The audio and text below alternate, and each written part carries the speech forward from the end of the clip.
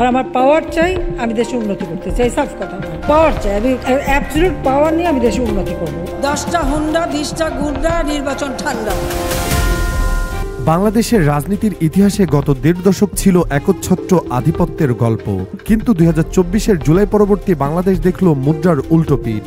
যে ক্ষমতাধর ব্যক্তিদের ইশারায় একদিন আগেও গাছের পাতা নড়ত না, আজ তাদের ব্যাংক হিসাব জব্দ হচ্ছে, স্থাবর অস্থাবর সম্পদ বাজেয়াপ্তের আদেশ দিচ্ছে আদালত। মূলত গত 17 নভেম্বর আন্তর্জাতিক অপরাধ ট্রাইব্যুনাল বাংলাদেশের ইতিহাসে নজিরবিহীন এক রায় দিয়েছে। ক্ষমতাচ্যুত সাবেক প্রধানমন্ত্রী শেখ হাসিনা এবং সাবেক স্বরাষ্ট্রমন্ত্রী আসাদুজ্জামান খানের বিরুদ্ধে মৃত্যুদণ্ডের আদেশ এবং তাদের সব সম্পত্তি বাজেয়াপ্ত করার নির্দেশ দিয়েছেন আদালত। এদিকে শেখ হাসিনা এবং আসাদুজ্জামান খান কামালের সম্পদ বাজেয়াপ্তের যে আদেশ এসেছে তা সাধারণ মানুষের মনে এক বিশাল কৌতূহলের জন্ম দিয়েছে। চায়ের দোকান থেকে শুরু করে সোশ্যাল মিডিয়া, সবার মুখে একটাই প্রশ্ন, আসলেই তাদের কত টাকা আছে? এতদিন আমরা যা শুনেছি বা দেখেছি তা কি শুধুই হিমশৈলের চূড়া?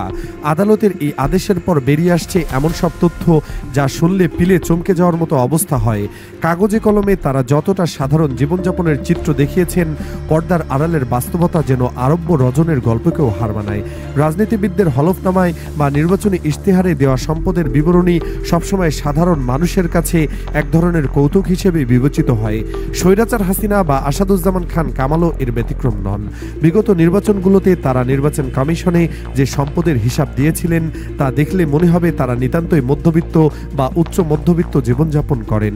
শেখ হাসিনার হলফনামায় দেখা যেত কৃষি জমি, সামান্য কিছু ফিক্সড ডিপোজিট আর উত্তরাধিকার সূত্রে পাওয়া কিছু সম্পত্তির কথা।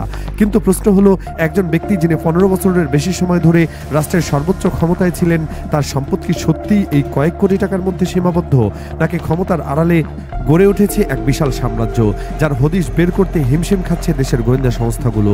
আদালতের বাজেয়াপ্তর আদেশ মূলত সেই অঘোষিত সম্পদের ওপরই আলোকপাত করছে যা এতদিন লোকচক্ষুর অন্তরালে ছিল।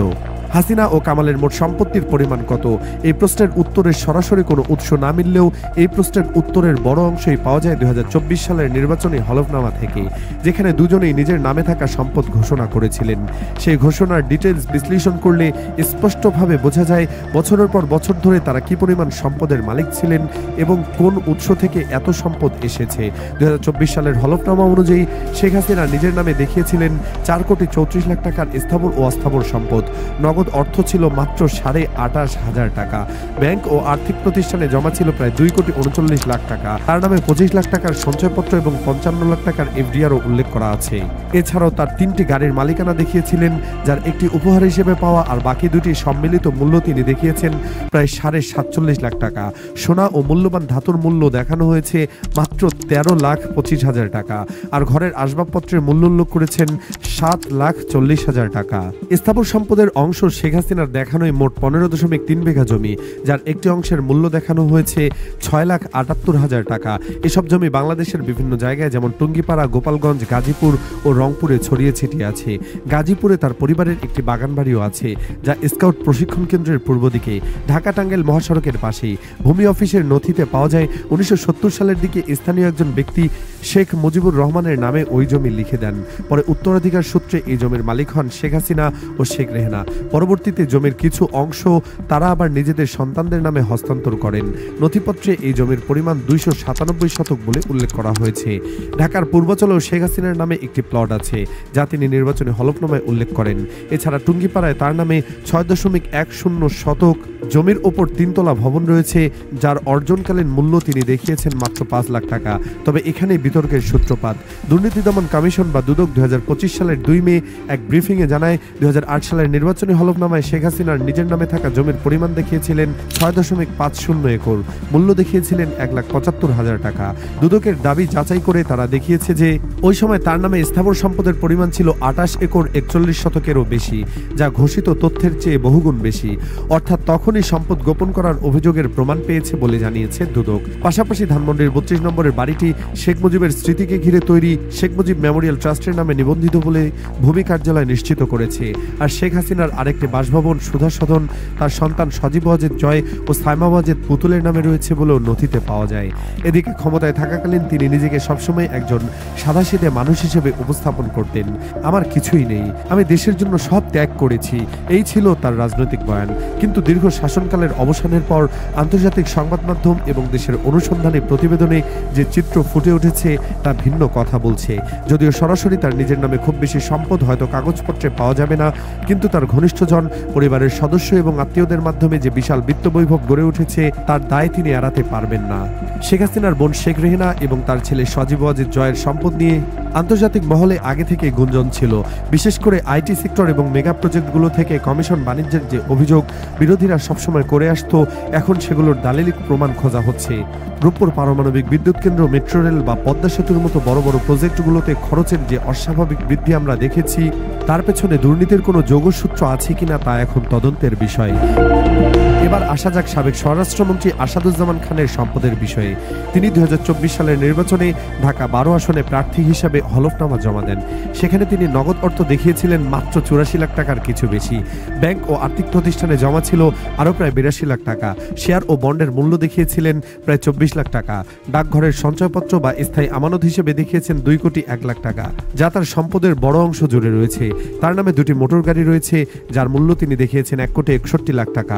ঘরের ইলেকট্রনিক সরঞ্জাম ও আসবাবপত্র দেখিয়েছেন মাত্র 2 লাখ টাকা। ব্যবসার মূলধন হিসেবে দেখানো ছিল 2 কোটি 20 লাখ টাকা। এছাড়া 10 ভরি সোনা আছে, যার বাজার মূল্য তিনি উল্লেখ করেননি। জমি সম্পদের তথ্য অনুসারে আসাদুজ্জামান খানের কৃষি জমি রয়েছে 171%, যা অর্জনকালীন মূল্য তিনি দেখিয়েছেন 1 কোটি 30 লাখ টাকা। অকৃষি জমির পরিমাণ 5.5%, মূল্য দেখিয়েছেন 58 লাখ টাকার বেশি। এছাড়া একটি বাড়ি এবং আরেকটি অ্যাপার্টমেন্ট দেখিয়েছেন তিনি। গ্রামের বাড়িটির অর্জনকালীন মূল্য দেখানো হয়েছে 80 লাখ টাকা এবং অ্যাপার্টমেন্টের মূল্য দেখানো হয়েছে 13 লাখ টাকার মতো। সব মিলিয়ে তার ঘোষিত সম্পদের মোট মূল্য দাঁড়ায় 10 কোটি 25 লাখ টাকার মতো। তবে এখানেই শেষ নয়। দুদক দাবি করছে জ্ঞাত আয়ের বাইরে থেকেও আসাদুজ্জামান খান বিপুল সম্পদের মালিক হয়েছেন। তারা আদালতে জানিয়েছেন, তদন্তে প্রমাণ পাওয়া গিয়েছে যে তিনি অসাধু উপায়ে জ্ঞাত আয়ের সঙ্গে অসঙ্গতিপূর্ণ 16 কোটি 20 লাখ টাকার সম্পদের মালিকানা অর্জন ও দখলে রেখেছেন। অর্থাৎ ঘোষিত ছাড়াও আরও বড় অঙ্কের সম্পদ তিনি গোপন করেছেন বলে দুদকের তদন্তে উঠে আসে। দুদকের অনুসন্ধানে বেরিয়ে আসছে, ঢাকা এবং ঢাকার বাইরে আসাদুজ্জামান খান কামালের নামে বেনামে শত শত বিঘা জমি, রিসোর্ট এবং আলিশান ফ্ল্যাট। শুধু কি তাই, তার পরিবারের সদস্যদের নামে রয়েছে পাহাড় সম সম্পদ। অভিযোগ আছে ফায়ার সার্ভিস বা মাদকদ্রব্য নিয়ন্ত্রণ অধিদপ্তরের মতো সংস্থাগুলোতেও তার ইশারা ছাড়া কোনো টেন্ডার বা নিয়োগ হতো না। এখন যখন আদালত তার সম্পদ বাজেয়াপ্তের আদেশ দিয়েছে, তখন দেখা যাচ্ছে তার বৈধ আয়ের সঙ্গে অর্জিত সম্পদের ফারাক আকাশ পাতাল। জনশ্রুতি আছে, বস্তাভর্তি টাকা নিয়ে নাকি বের হতো তার ধানমন্ডির বাসা থেকে। সেই টাকা এখন কোথায়? ধারণা করা হচ্ছে এর বড় একটি অংশ পাচার হয়ে গেছে বিদেশে। বাজেয়াপ্তদের তালিকায় থাকা স্থাবর অস্থাবর সম্পত্তিগুলো হয়তো দৃশ্যমান, কিন্তু মানি লন্ডারিং এর মাধ্যমে যে বিপুল পরিমাণ টাকা দেশের বাইরে এই স্বৈরাচার পাচার করে দিয়েছে, তার হিসেব কি আদৌ সম্ভব? দুদকের সব তথ্য প্রকাশ এবং ট্রাইব্যুনালের রায় মিলিয়ে এখন দেশজুড়ে তীব্র আলোচনা যে দুই ব্যক্তির দেশের সর্বোচ্চ রাষ্ট্র ক্ষমতার শীর্ষে ছিলেন, জনসম্পদ রক্ষার দায়িত্ব ছিল তাদের উপর। তাদের সম্পদ ঘোষণা কেন এত অসঙ্গতিপূর্ণ? তাদের নামেই বা কেন এত সম্পদ বৃদ্ধি পেল, অথচ আয় উৎসের সঙ্গে তার মিল রইল না? মৃত্যুদণ্ডের পাশাপাশি সম্পদ বাজেয়াপ্তের নির্দেশ আসার পর এই প্রশ্নগুলো আরও জোরালো হয়েছে। ট্রাইব্যুনালের রায়ে যেমন অপরাধ প্রতিষ্ঠিত হয়েছে, তেমনি দুদকের তদন্ত আরও নতুন বিতর্ক ও প্রশ্ন উত্থান করেছে।